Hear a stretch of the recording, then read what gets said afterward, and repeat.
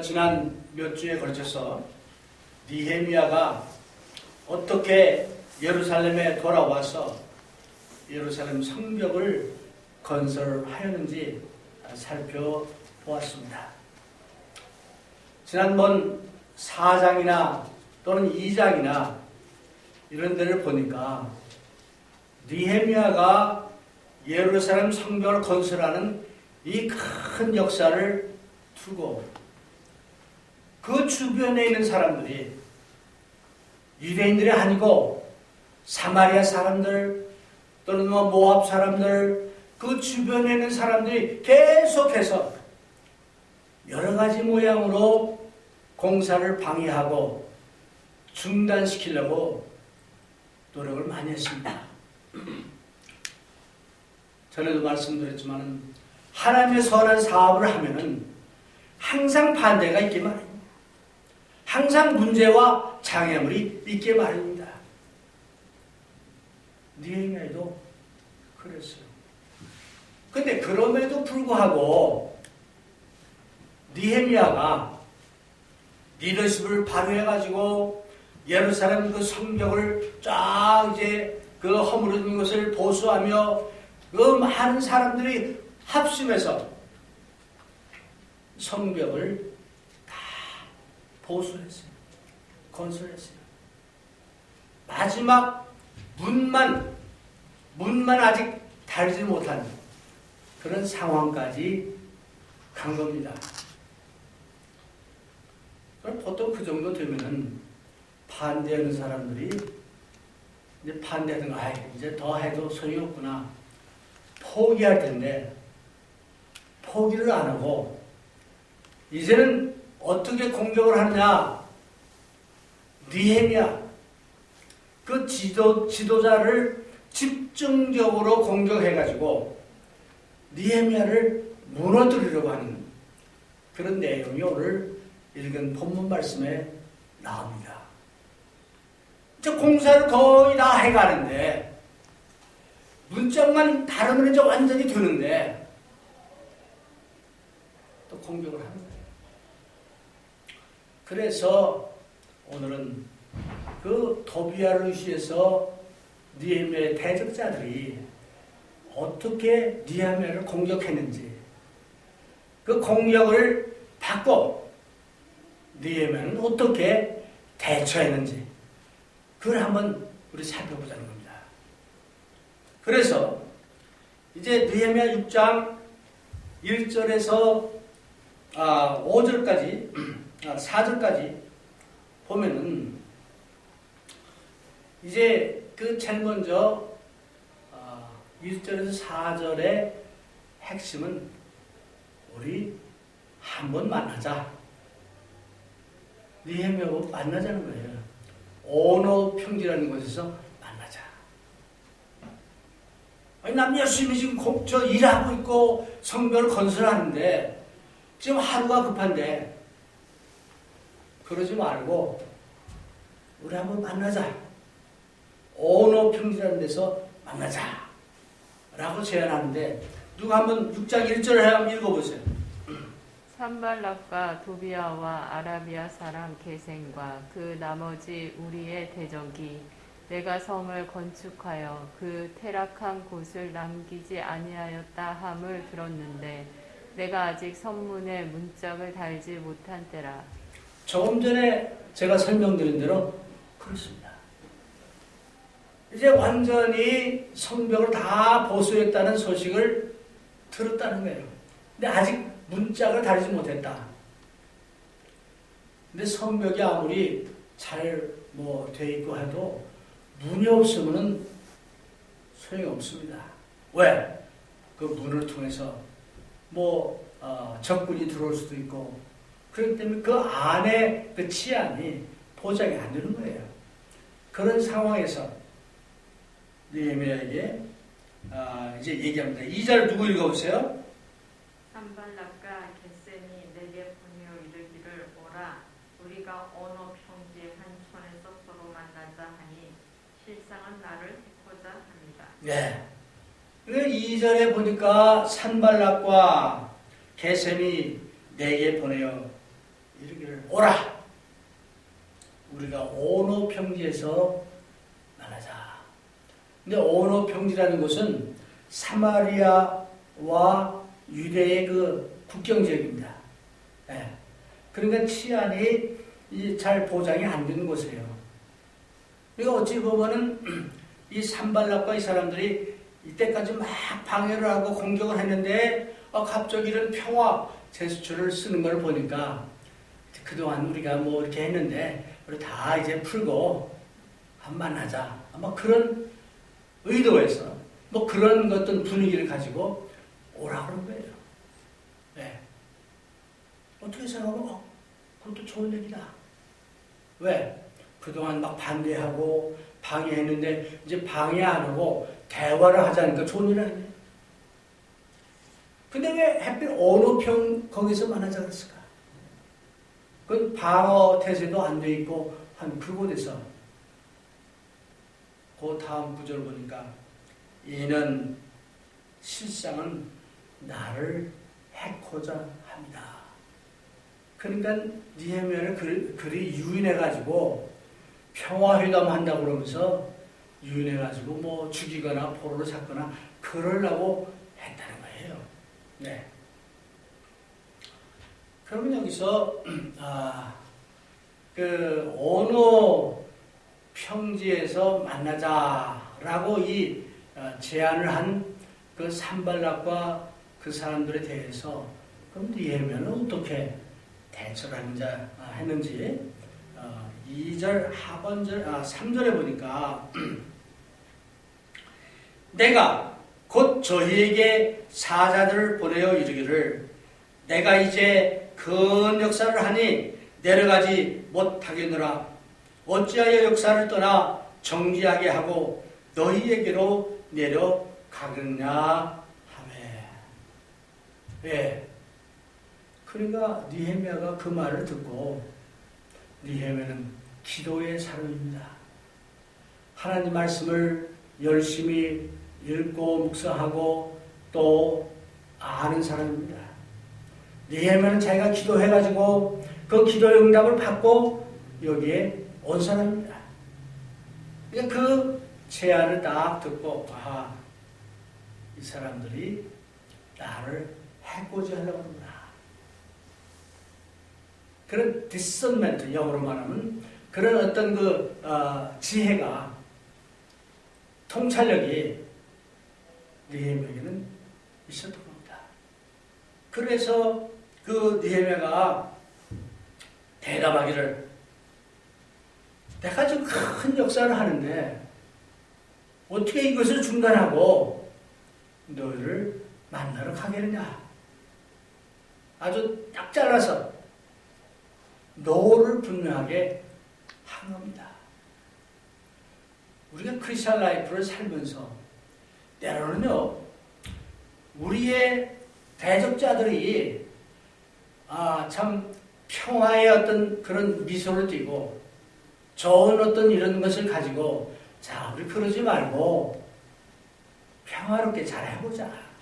서로 조금씩 양보하고 뭐 해보자. 당신 여러 사람 성격 건실하게 놔도 되니까 뭐 이렇게 해달라 하듯이 제안을 할 겁니다. 우리 또한 믿음 생활을 하면서 때로는 이러한 그 평화의 좋은 어떤 의미로 우리를 유혹하고 또 우리로 하여금 타협케 만드는 그런 경우들이 많이 있습니다. 느헤미야는 온오에서 만나자 하는 산발락과 그 사람들의 속마음을 빼들어봅니다. 우리가 이런 사극 같은 데를 보면요 우린 보는 사람 입장이니까 저게 간신이다. 저거 왕의 반대파다. 알잖아. 아니까 우린 그런데 왕은 모르잖아요.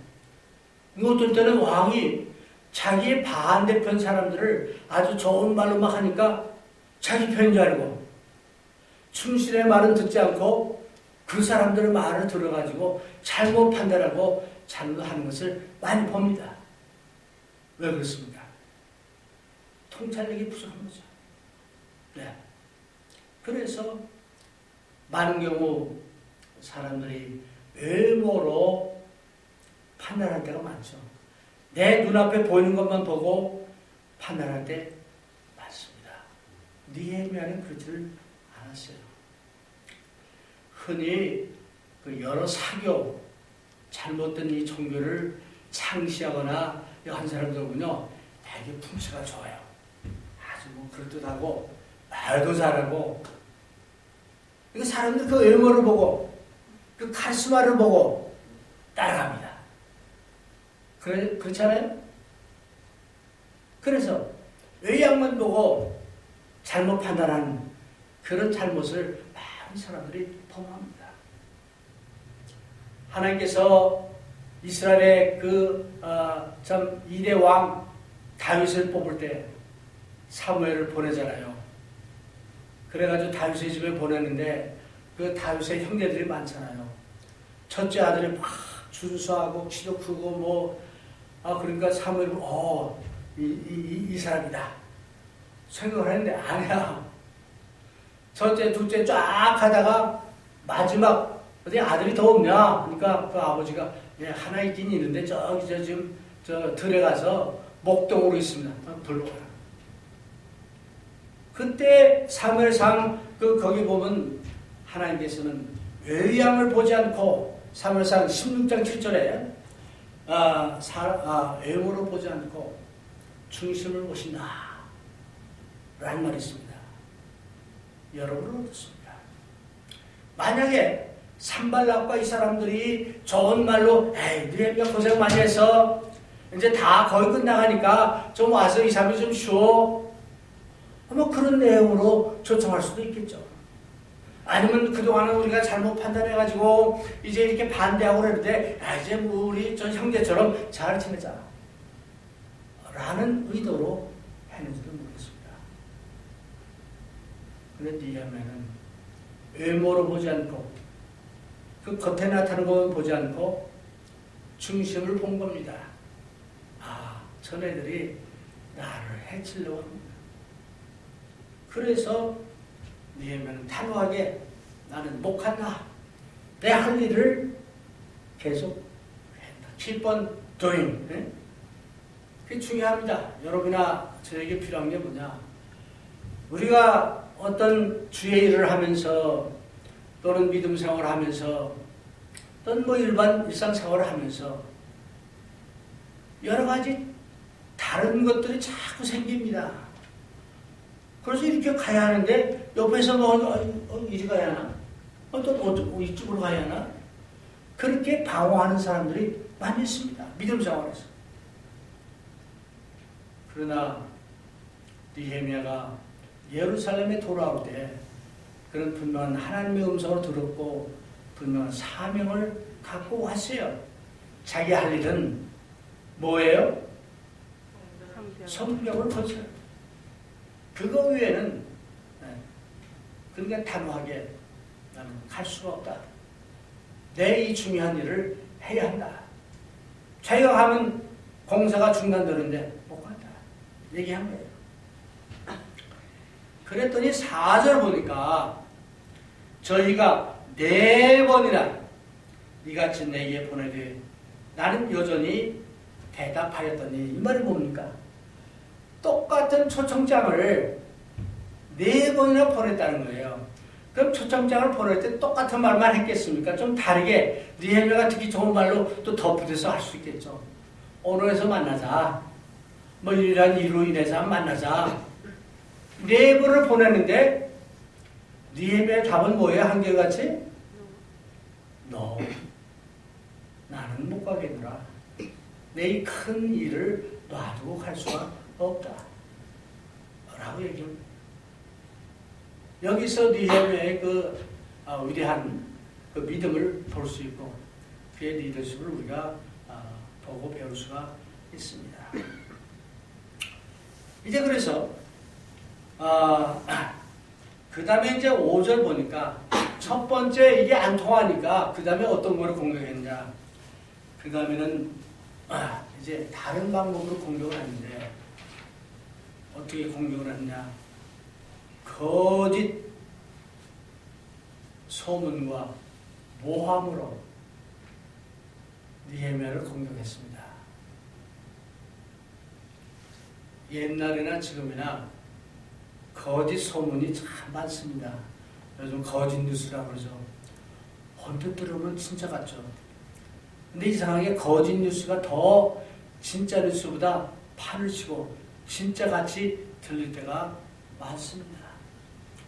그래서 이 거짓 뉴스를 이제 느헤미야에 대해서 하는데 공개적으로 편지를 오픈해가지고 이제 지금까지는 좀 정중하게 오픈을 하지 않고 봉해가지고 느헤미야만 볼 수 있도록 했는데 이때부터는 오픈해서 아무나 볼 수 있도록 해가지고 느헤미야에게 보낸 겁니다. 그 내용이 뭐냐? 5절 산발랏이 다섯 번째는 그 종자의 손에 봉하지 않은 편지를 들려 내게 보내는데 6절 그 글에 이르기를 이방 중에도 소문이 있고 가스무도 말하기를 내가 유다 사람들로 더불어 모반하려 하여 성을 건축한다 하나니 내가 그 말과 같이 왕이 되려 한도다. 네. 무슨 얘기입니까? 지금 이스라엘 백성들이 느헤미야의 말을 듣고 감동을 받아가지고 여쌰 하면서 성벽을 다 건설했어요. 그런 과정 속에서 신도 들었고 배도 고팠고 뭐 여러 가지 희생도 많이 해왔습니다. 그럼에도 불구하고 느헤미야의 말을 믿고 따르고 그 말에 순종해서 성벽을 다 쌌어요. 그네들은 느헤미야의 그 순수한 동기를 의심하지 않았던 거예요. 근데 그 이스라엘 백성들의 마음속에 의심이라는 거짓 소문을 이제 심는 거예요. 느헤미야가 그 페르시아 주의자가 돼가지고 성경에는 없지만 제 추측에는 페르시아 왕 녹을 먹다가 이제는 뭐 이제 잘 살고 잘 먹고 하다 보니까 참 권력이 탐이 나가지고 이곳에 와가지고 우리를 막 그렇게 선동해가지고 이 성벽을 쌓게 한다. 느헤미야의 그 순수한 동기를 의심하게 만드는 거예요. 근데 그뿐 아니라 느헤미야가 이제 이렇게 성벽을 쌓고 이제 자기 어떤 세력을 쌓아가지고 왕이 되란다. 근데 그 소문이 그 나라만 퍼진 게 아니라 온 사방에 퍼졌다. 뿐만 아니라 그 소문이 페르시아 왕에게도 갈 것이다. 겁나는 얘기 아니에요? 또 그 아래 보니까 내가 7절에 내가 선지자를 세워 예루살렘에서 너를 들어 선전하기를 유다의 왕이 있다 하게 하였으니 무슨 얘기예요? 느헤미야가 선지자를 하나 세워가지고 막 사람들에게 얘기하게 한다는 거예요. 무슨 얘기? 유다의 새 왕이 나타나는데 그게 느헤미야다. 선언하겠다는 거예요. 그러니까 이 거짓 정보와 증거와 뭐 이런 걸 가지고 이제 느헤미야를 협박하는 겁니다. 협박합니다. 그래서 그 소문이 이미 널리 퍼졌는데 페르시아 왕에게까지 갈 것이다. 또 가면 어떻게 할 거냐? 죽는 거죠. 그렇죠? 겁을 나게 한 겁니다. 그러니까 나를 만나서 이 소문이 더 퍼지지 않게 잘 마무리하자. 그 얘기예요. 그래서 만나면 달라. 그런 얘기예요. 그러면 그 정도의 그 위협을 가하고 이 정도로 이렇게 참 압박을 하면은 약한 사람 같으면은 내 말이 맞다. 행이라도 이 소문이 페르시아 왕 나에게 그렇게 잘해줬던 그 왕에게 가면 어떡하냐? 어떻게 하면 되겠냐? 한번 만나자. 그럴 수 있을 겁니다. 그런데 8절 봅니다. 느헤미야의 거기에 대한 그 대처 방안이 누구 한번 읽어보세요. 내가 보내어 저에게 이르기를 너의 말한 바 이런 일은 없는 일이요 내 마음에서 지어낸 것이라 하였나니 9절까지 맞이 읽죠. 이는 너희가 다 우리를 두렵게 하고자 하여 말하기를 저희 손이 피곤하여 역사를 정지하고 이르지 못하리라 함이라. 이제 내 손을 힘있게 하옵소서 하였노라. 예. 이제 이 두 번째 공격, 거짓 소문과 이런 것을 가지고 이제 느헤미야를 공격하니까 느헤미야가 어떻게 대응했는지 여기 나옵니다. 첫 번째 말은 뭡니까? 이것은 사실이 아니다. 이런 일이 없다. 정직한 사람은 정직하면 돼요. 정직하면은 자신이 있어요. 그런 일 절대 없다. 글쎄 느헤미야는 뭐 이러쿵저러쿵 변명도 안 하고 뭐 그 사람들을 설득하려고 뭐 하지도 않았어요. 그런 일은 없다. 내가 그런 말을 한 적도 없고 그렇게 한 적도 없다. 사람들이 나를 의심하고 또 나를 모함한다. I don't care. 그런 의도죠. 그런 일은 없다. 두 번째, 너희들은 거짓말쟁이다. 그 거짓이다. 여러분, 이 느헤미야의 말이요, 성경에 쉽게 나와 있는데 나에게 이렇게 와서 얘기하는 그 사람에게 그것은 거짓이다. 쉽게 말 못합니다. 네. 왜? 혹시라도 그 사람 뭐 마음을 상하거나 그 사람이 뭐 어떻게 하면 안 되잖아요. 잘 못해요. 근데 느헤미야는 당당하게 그런 일은 절대 없다. 내가 그런 일을 한 적이 없다. 그 다음에 내가 거짓이다. 이게 내가 꾸며낸 말이다. 라고 대놓고 얘기합니다. 예수님께서 이제 말씀하기를 사탄은 거짓의 아버지다. 그랬죠.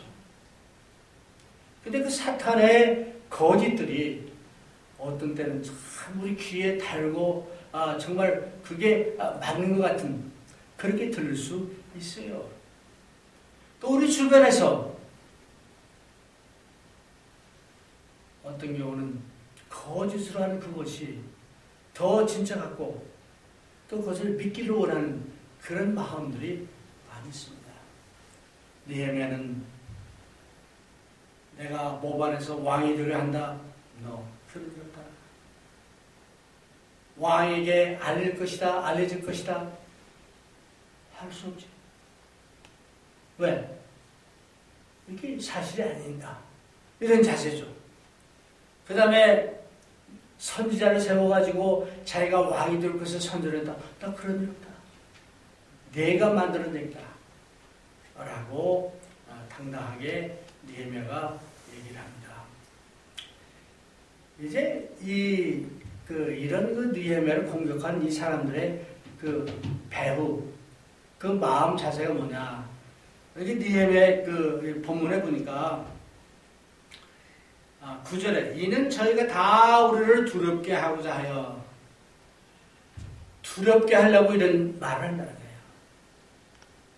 우리가 살아가면서 이 두려움 때문에 포기하거나 두려움 때문에 타협하거나 두려움 때문에 이제 잘못을 범하는 경우들이 많습니다.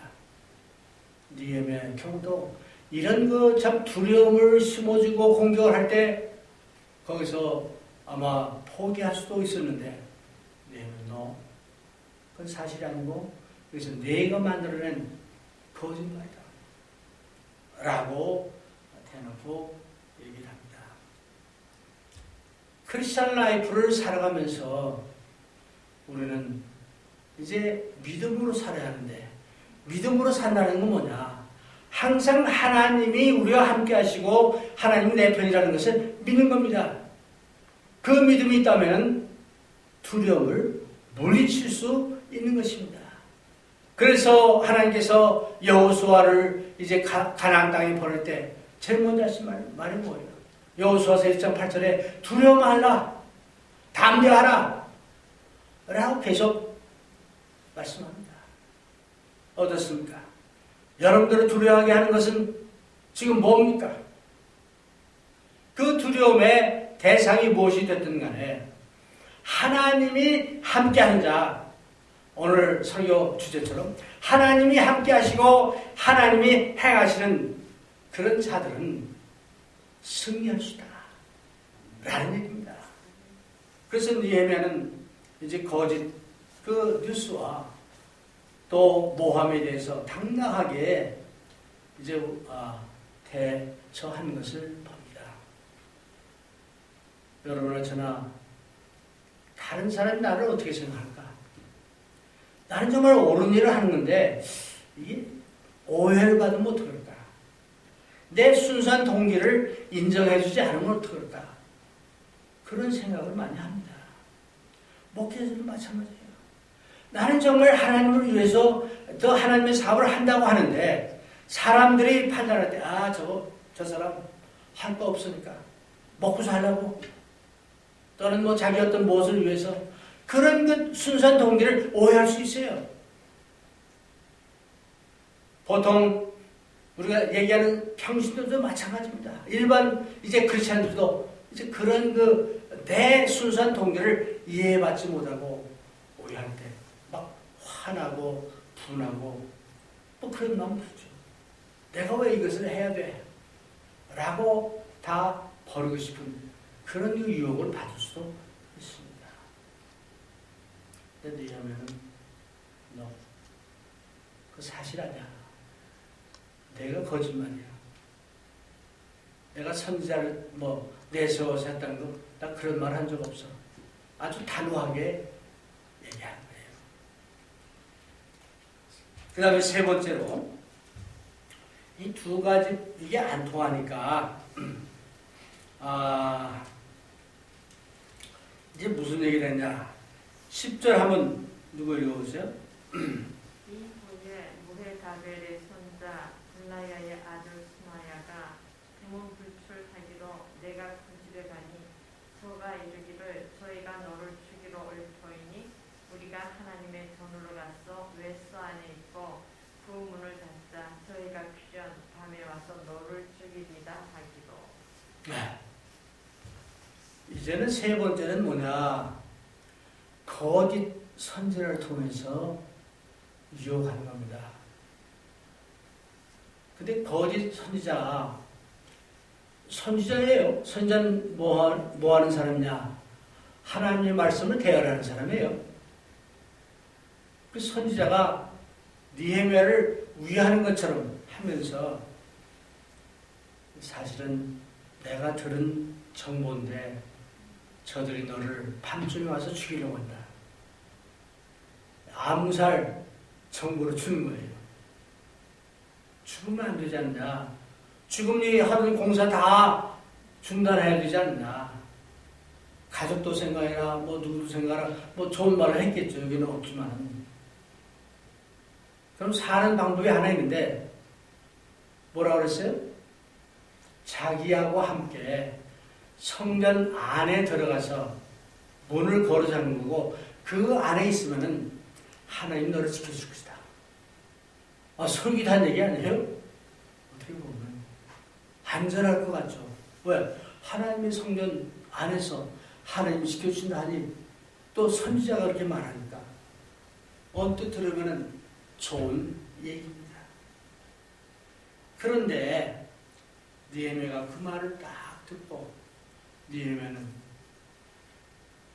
그 사람의 속을 의도를 간파한 겁니다. 이게 나를 위해서 하는 것이 아니다.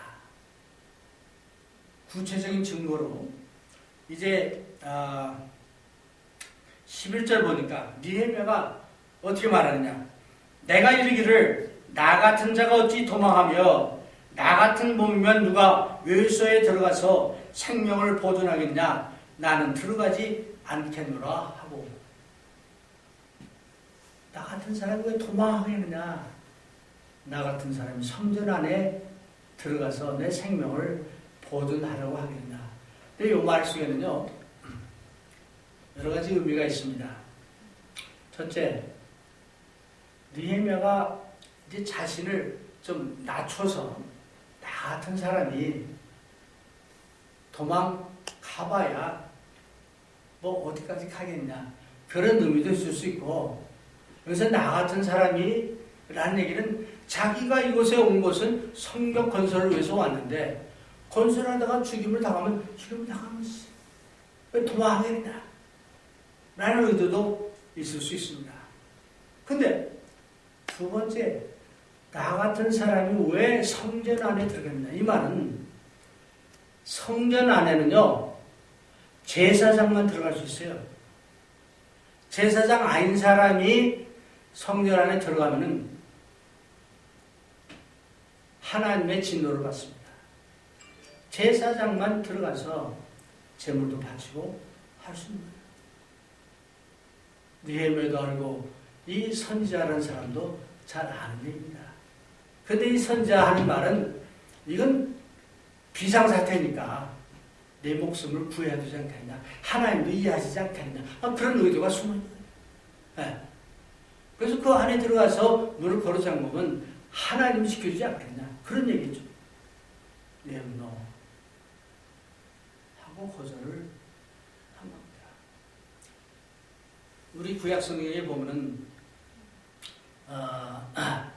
그 여러 가지 이게 많이 나오는데, 특별히 하나님의 전에 대한, 하나님께 예배 드릴 때 이 규율이 엄격합니다.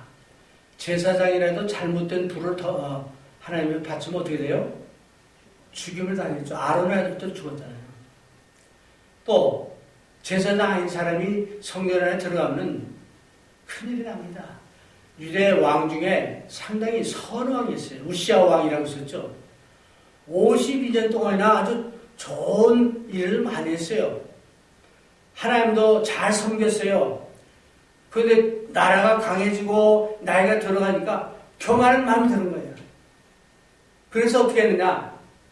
성전에 들어가서 이제 제사장만 드리는 향불을 하나님 앞에 자기가 드리겠다고 한 겁니다.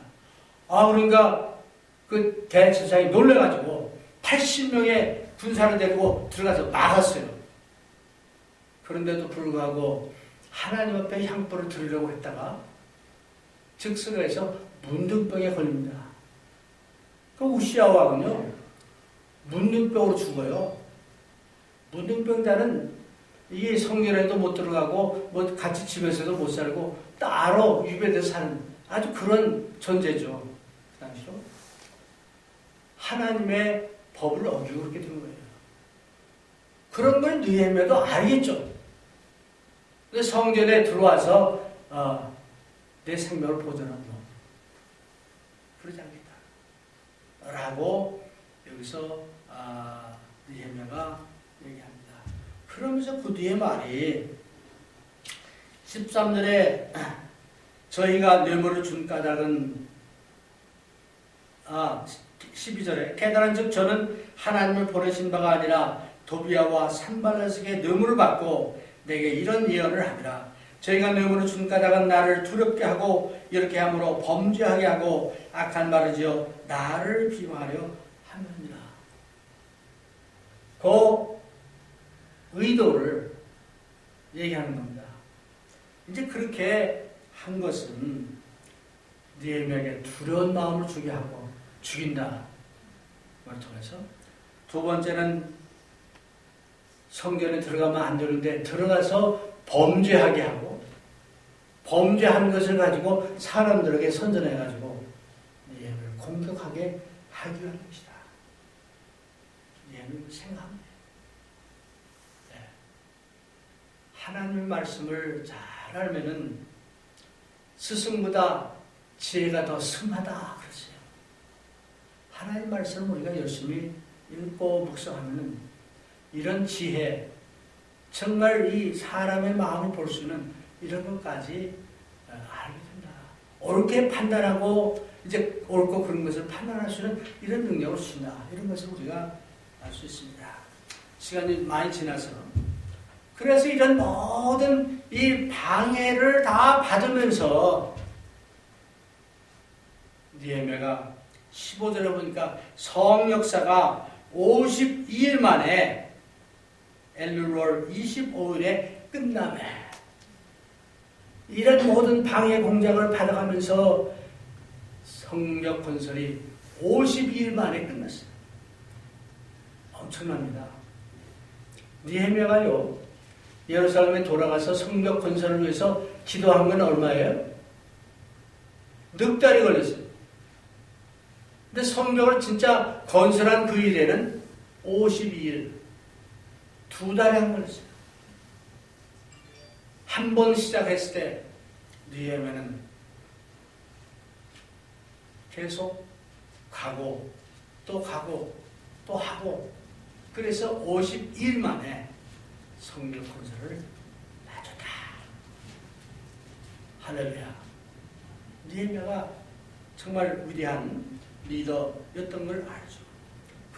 그랬더니 그 16절에 그 참 모든 대적과 이방 사람들이 다 끝냈다는 말을 듣고 반응을 어떻게 받느냐. 느헤미야와 이스라엘 백성들을 두렵게 만들려고 했는데 자기들이 두려워했대요. 두려워하여 스스로 낙담하였으니 왜? 그렇게 방해를 했는데도 불구하고 다 공사를 완성했으니 우리가 하나님의 일을 할 때는 많은 기적과 우리가 상상할 수 없는 그런 일들이 이루어집니다. 그런 역사를 우리는 체험했고 또 체험할 수 있는 겁니다. 많은 사람들은 인간의 능력과 내 힘과 내 어떤 이것만 생각합니다. 그렇기 때문에 하지도 않고 두려워하며 시작도 하기 전에 두려워하고 중단해버립니다. 느헤미야는 그렇지 않았어요. 끝까지 모든 방해 공작을 다 받아가면서도 할 일을 먼저 할 일이 무엇인가를 알아가지고 했고 또 참 상대방의 그 의도를 잘 판단해가지고 지혜롭게 대처하는 것을 봅니다. 근데 일단 이게 끝나면 끝난 게 아니에요. 우리가 어떤 일을 특히 주님의 일도 마찬가지인데 어떤 목표를 정해놓고 이걸 끝내면 이제 다 됐다. 이제 좀 발 닦고 정말 쉬어야 되겠다. 아니에요. 항상 깨어서 근신해야 됩니다. 그래서 그 내용이 그 다음에 나와요. 이 토비아가 그거는 끝나질 않고 계속 그 유대인들과 이 관계를 맺어가면서 사위도 삼고 뭐 또 며느리도 삼고 이런 식으로 해가지고 그 영향력을 계속 키워서 계속 느헤미야를 두렵게 만들고 이제 그 방해라는 그런 내용들이 그 뒤에 나옵니다. 결론의 말씀을 드립니다.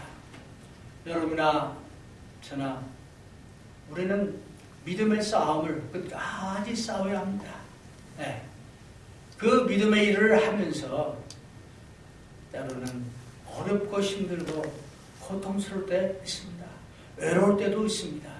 또는 솔곳하게 그 잘못 들리는 그런 경우도 있습니다. 그때마다 무엇이 내 첫 번째 할 일이고 무엇이 가장 중요한 것을 깨달아서 먼저 그의 나라와 의를 찾고 하나님을 위해서 주님을 위해서 교회를 위해서 말씀대로 순종하는 그런 여러분과 제가 되어서 정말 52일 만에 성벽 건설을 마쳤던 느헤미야처럼 우리 2022년도에 여러분 개개인과 우리 교회가 그런 일들이 이루어지기를 주님의 이름으로 축원합니다.